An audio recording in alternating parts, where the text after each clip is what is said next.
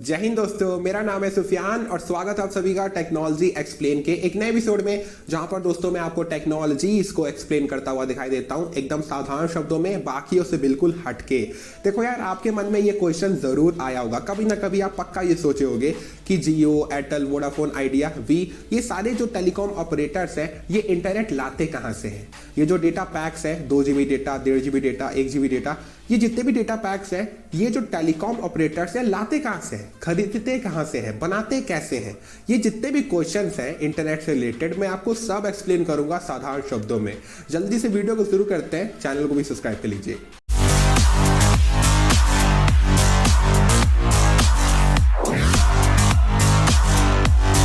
चलो यार, पहले ये समझ लेते हैं इंटरनेट आखिर है क्या। डेली यूज करते हैं, समझ लेना जरूरी है।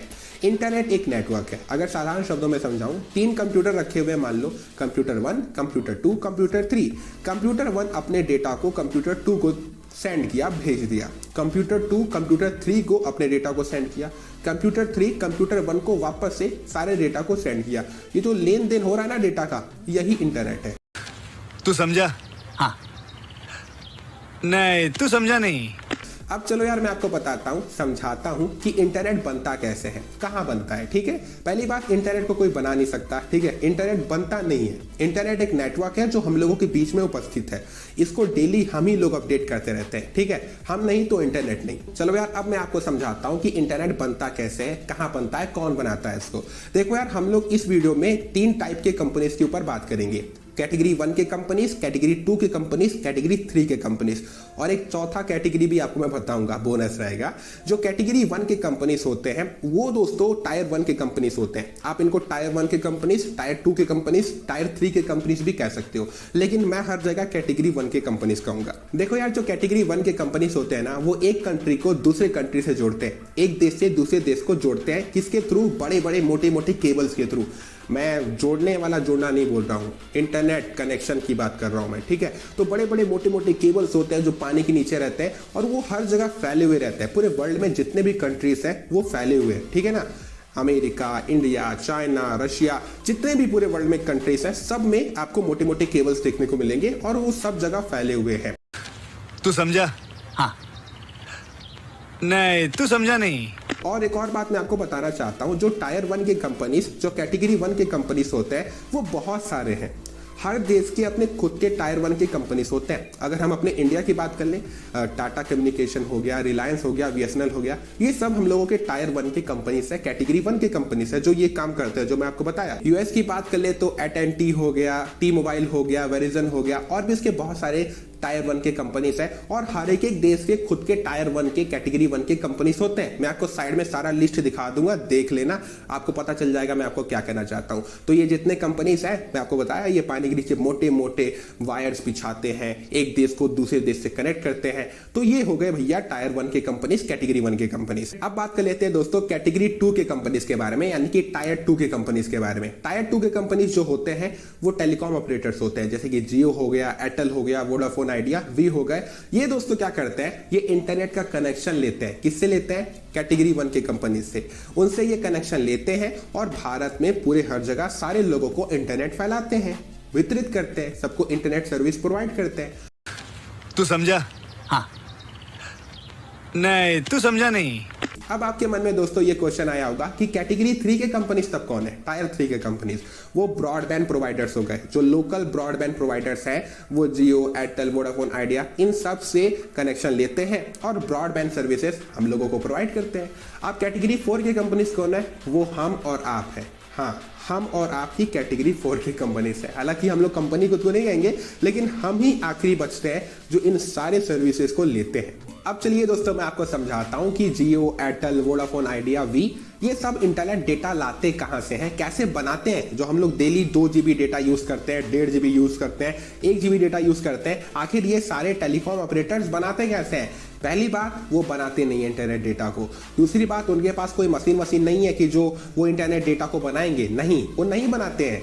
उनके पास भी कंप्यूटर्स हैं हमारे तरह जो हमारे घरों में होते हैं, उनके पास भी मोबाइल्स स्मार्टफोन्स हैं, ठीक है। अब देखो मैं आपको समझाता हूं कि भाई डेटा पैक्स काम कैसे करते हैं। पहली बात, जो इंटरनेट है उसके अंदर डेटा बह रहा है, ठीक है, हर जगह डेटा का लेन देन हो रहा है, चाहे आप रील्स को लाइक करो चाहे यूट्यूब वीडियोस में कमेंट करो, ये सब इंटरनेट पे डेटा है, ठीक है।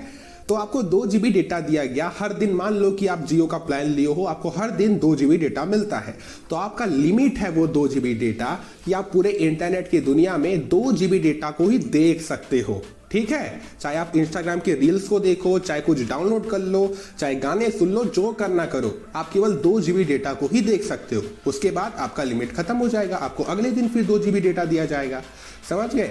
तो ये होता है इंटरनेट डेटा पैक्स, समझ गए मेरी बात को। अभी भी नहीं समझे? एग्जांपल देता हूं।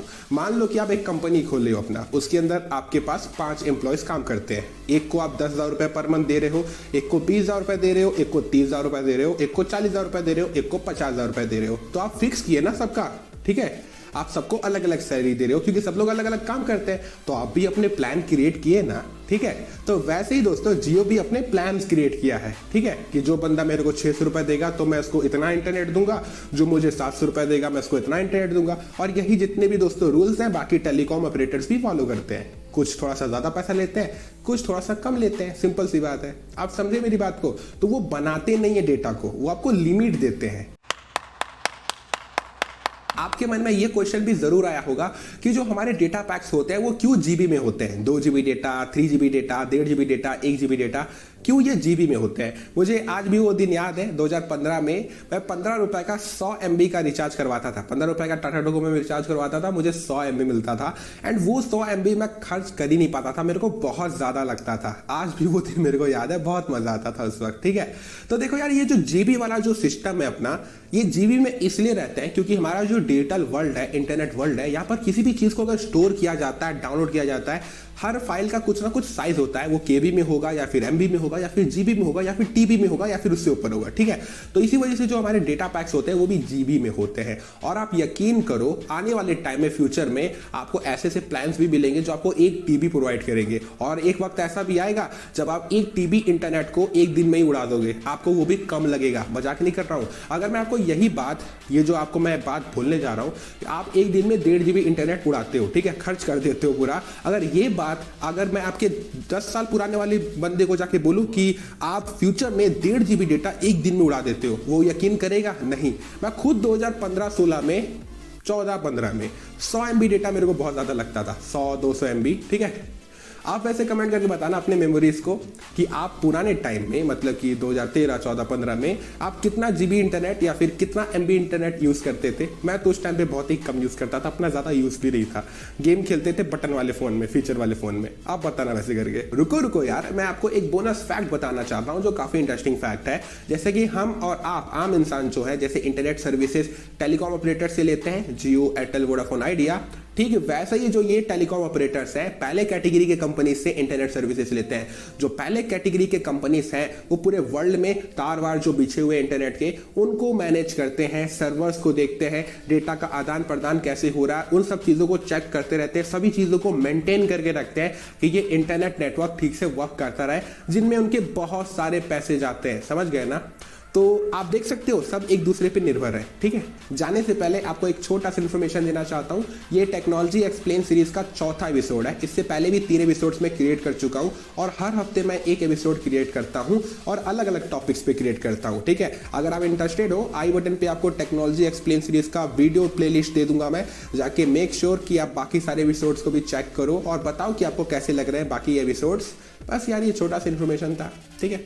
तो दोस्तों बस आई होप सो कि आपको ये वीडियो पसंद आया होगा और आप मेरे बातों से एग्री करते होगे। अगर आपको दोस्तों ये वीडियो पसंद आ गया तो इस वीडियो को थोड़ा सा लाइक कर दो। एम करते हैं बस 50 लाइक का, कर दो यार जल्दी से। चैनल पे नए आ गए तो चैनल को सब्सक्राइब भी कर लो और साइड के बेल आइकन को ही दबा दो। इस वीडियो को अपने फ्रेंड्स, रिलेटिव्स, फैमिलीज के साथ शेयर करो, उनको भी ये सब नॉलेज मिले। शेयर कर दो यार जल्दी से और कमेंट करके बताना आपके क्या ओपिनियंस है, थॉट्स है, क्वेश्चंस है, सब कमेंट करके बताओ। और मैं ऐसे ही आप लोग के लिए इंटरेस्टिंग टेक्नोलॉजी से रिलेटेड वीडियोस क्रिएट करता रहता हूँ। रात को टेक न्यूज भी देता हूँ, हाँ मैं टेक न्यूज भी देता हूँ। और मैं मिलता हूँ आप सभी से अगले और एक नए इन्फॉर्मेटिव वीडियो में। हमेशा अपना ख्याल रखो, खुश रहो। चलो बाय।